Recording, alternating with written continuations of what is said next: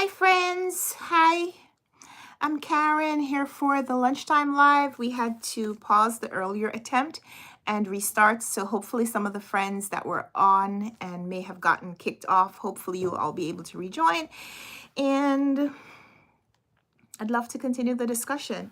So, we are here for, or what I'm hoping is our regular, maybe every day, maybe most days, maybe weekdays. I don't know. I'm not sure how this is going to work out yet. I'm allowing it to develop organically. That's really what I'm thinking. Instead of challenging myself and saying I don't have a plan, I'm going to allow this to develop a little bit more organic and see how it works out and what kind of changes, what kind of adjustments I need to make. So I don't want to have it so heavily scheduled. What I am going to do is show up and show up and be ready to have conversation with you. Right now, I am experiencing some personal difficulties and I just need to be able to talk about the things that I know I can talk about without it becoming too much. I don't want to get into all of these things. I don't want to get into all of the details. But one of the big things that is happening in my life right now is that my mom is ill. And whenever there is a spare moment, I think about it. And I am not very helpful to anyone when I am so consumed with the thoughts. I am naturally empathetic.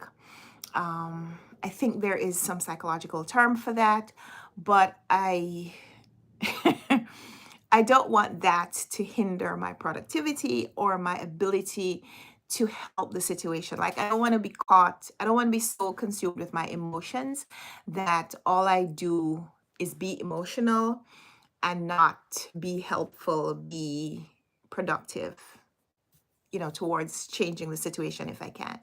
So, I need you guys. I need my community to be here so we can have conversations, so that we can together we can, right? So that we can be productive together. I need you guys. So, my YouTube community, this is where I come on and I talk books and I talk about life around books. And I'm looking forward to the conversation that we will have here. So, good morning. Thank you so much for joining. If this is your first time joining one of my lives, hi, I'm Karen. This is Runwright Reads. And this is a bookish space. So we'll be talking books, but we'll be talking other things. This is our regular lunchtime live. Hi, Eric. Good morning. Good afternoon. I'm on New York time. I'm in New York City. We're on Eastern Standard Time / Daylight Savings Time until the end of October. So let me know in the comments where you're joining from. Hi. Let me know where you're joining from. What's your time zone? Would love to hear that. Would love to know where my community extends. That would be great. So we are here just to talk books and to have a conversation about life around the books. So this morning, I have been thinking books in a lot of spaces, in a lot of ways. So I've been going out on morning walks. I was reading in a book, I was reading a doctor, someone in the medical field. I'm not sure exactly the person's background, but they were talking about why it's important for us to walk or have cardio movement that involves moving your feet, especially because of the circulation that develops when the blood is moving, circulating through your body from having moved, especially moving your legs, and the blood being able to be pumped back through the heart and all the muscles and all this stuff. So, good morning, Texas and California time zone in the house. I love it. Thank you. Thank you. Thank you, Eric. So I have been trying to just go on walks, just try to be regular with my movement. A few days ago, I was having some terrible feelings, and I know that it was because of inactivity. And once I went back out and went for long walks, I knew that I would feel better, and I did. And some of it could just be like, mental, like the placebo effect. You think you're going to get better, so you do, but I feel great having gone out on the walk. And then the bookish development about the walk is that on my walk yesterday, I stumbled almost. I stumbled upon this little free library. I say stumbled because I'd never been there before, but I also knew that the little free library was there.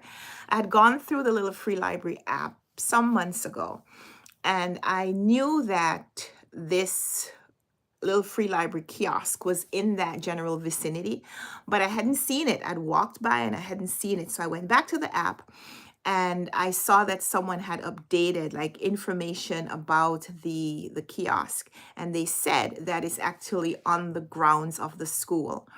I was like, really? That is surprising, because I thought that schools, especially when schools were in session, that the school would be very kind of cloistered.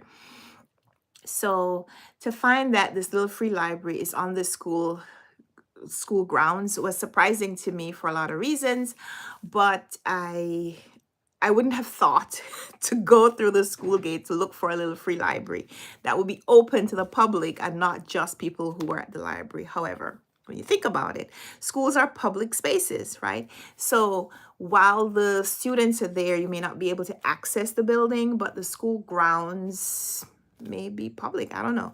So I went there yesterday and I found, if you weren't here for the discussion yesterday, I found this book and I was so excited to receive it or to find it, because this is a Caribbean author. This is Kason Calendar, and the book is King and the Dragonflies. This is Kason Calendar right there. Kason Calendar is from the United States Virgin Islands, specifically from St. Thomas. And so that's a Caribbean country, United States territory in the Caribbean. And I know that this is a Caribbean author, but I haven't ever read anything from Kason Calendar. So I was so psyched to find this. It's a brand new book. And I recognize a few things. Number one, that it's a scholastic imprint, which tells me this is a middle grade book. The Coretta Scott King Award honor also told me that it was a middle grade book. And I think if I had read the synopsis, it would have told me, because we're reading about boys, younger characters, and it is an LGBTQ representation. So I was very excited to find this book and to read it. But because I hadn't planned to go to the little free library, I didn't have anything to drop off. So I knew that when I picked this up and took it home, because I wasn't going to leave this, there's no way that I was going to leave this book there. There's a possibility that I'll read it and then return it to the library, but that may take me a while. I'm not going to do that in 1 or 2 days. So I wanted to be able to put something back in the little free library. So flash forward to today. Today, I got up and I said, I am going to find a book that is, I'm going to find a book that is maybe not equal, but like an equitable transaction. You know, when you're bartering, you want to give, you don't want to give beans for a helicopter. You want to give beans for peas or carrots. It's a terrible analogy. I wanted to find a book that matched a few of the characteristics of this one. Let me say it like that. So Kason Calendar is a Caribbean author, so I wanted to find a book by a Caribbean author. The book I knew was for a younger audience, and so I wanted to find a book that would be appropriate for a younger audience, especially because the little free library that I got it from is close to a school. I didn't know exactly